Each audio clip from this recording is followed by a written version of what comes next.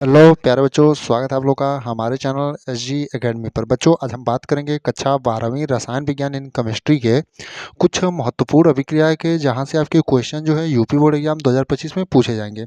इन अभिक्रियाओं को अगर आप तैयार कर लेते हैं तो आपका अच्छा खासा एक वेटेज होता है इन अभिक्रियाओं का। तो आप लोगों को सबसे पहले करना क्या है, चैनल को सब्सक्राइब कर लेना है और वीडियो को लाइक करना है और वीडियो को अपने दोस्तों के साथ ज़्यादा से ज़्यादा शेयर करना है।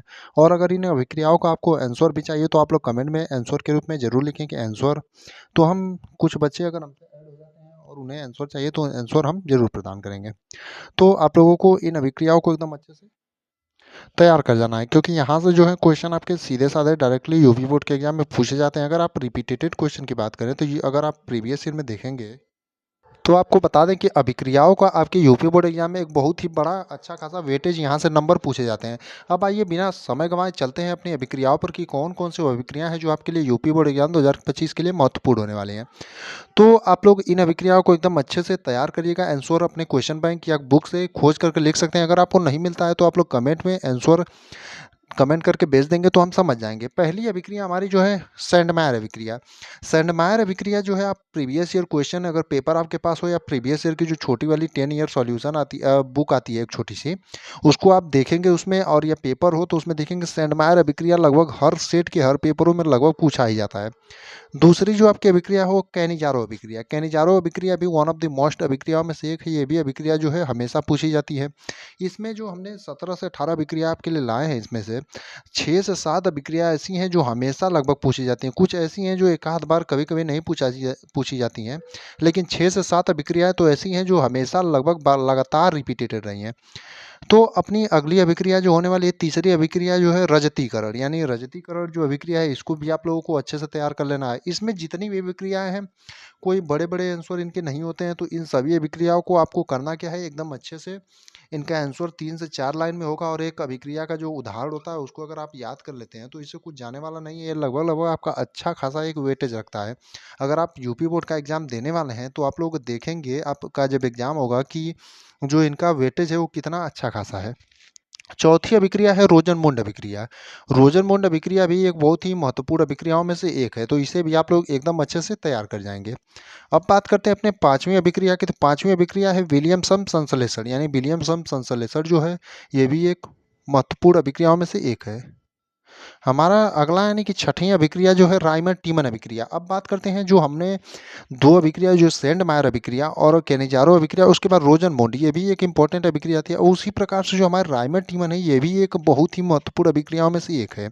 यानी कि जैसे सेंडमायर अभिक्रिया और केनिजारो अभिक्रिया थी और रोजनमूंड थी, उसी प्रकार से हमारा रायमंड टीमन अभिक्रिया है, और ये भी लगभग हमेशा रिपीटेड रहा है। अब बात करते हैं सातवीं की। तो सातवीं अभिक्रिया का भी एक अलग ही महत्व है, फ्रीडल क्राफ्ट अभिक्रिया।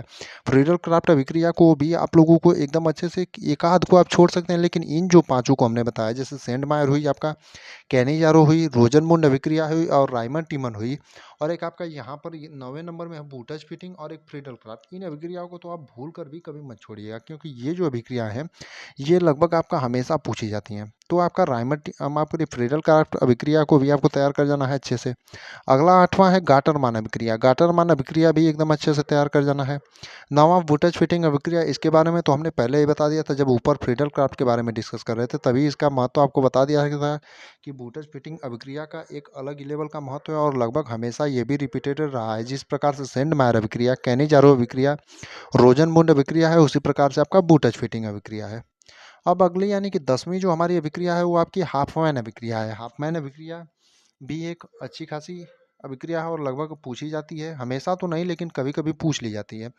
अगला है 11वें नंबर का फिटिंग अभिक्रिया, यानी बूटज फिटिंग अभिक्रिया। फिटिंग अभिक्रिया माफ करिए, बूटज फिटिंग अभिक्रिया जो है ये अलग है और फिटिंग अभिक्रिया अलग है, तो इसे भी आप लोग अच्छे से तैयार कर लेंगे। अब अगली यानी कि 12वीं अभिक्रिया है हुंस डीकर अभिक्रिया, यानी हुंस डीकर अभिक्रिया जो है इसका भी एक अलग लेवल का महत्व है, और ये भी बहुत ही इंपॉर्टेंट अभिक्रियाओं में से एक है, तो इसको भी आप लोगों को एकदम अच्छे से तैयार कर जाना है। अब बात करते हैं अपने अगले यानी कि 13वीं अभिक्रिया की। तो 13वीं अभिक्रिया है फ्रैंकलैंड अभिक्रिया, और फ्रैंकलैंड अभिक्रिया भी एक बहुत ही इंपॉर्टेंट अभिक्रिया है, तो इसे भी आप लोग एकदम अच्छे से तैयार कर जाएंगे। 14वें नंबर पर है हेलोफॉर्म अभिक्रिया। हेलोफॉर्म अभिक्रिया भी हमेशा तो नहीं लेकिन कभी कभी आपके यूपी बोर्ड एग्जाम में पूछ ली जाती है। अगला यानी कि 15वें नंबर पर है विहाइड्रोजनीकरण। विहाइड्रोजनीकरण भी अच्छा खासा ये भी कई बार एग्जामों में पूछा गया। इसमें हमने उसी अभिक्रियाओं को ऐड किया है जो कि लगभग बार बार रिपीटेड रही हैं या यूपी बोर्ड के एग्जाम में पूछी गई हैं। अगला है ईटाट अभिक्रिया। तो ईटाट अभिक्रिया को भी आप लोगों को एकदम अच्छे से तैयार कर जाना है। और अंतिम जो हमारी 17वीं अभिक्रिया है वो एष्टीकरण अभिक्रिया। इन सभी अभिक्रियाओं को आपको एकदम अच्छे से पढ़ जाना है, क्योंकि यहाँ से आपके 10 से 15 नंबर के जो है क्वेश्चन बनते हैं आपके यूपी बोर्ड एग्जाम में।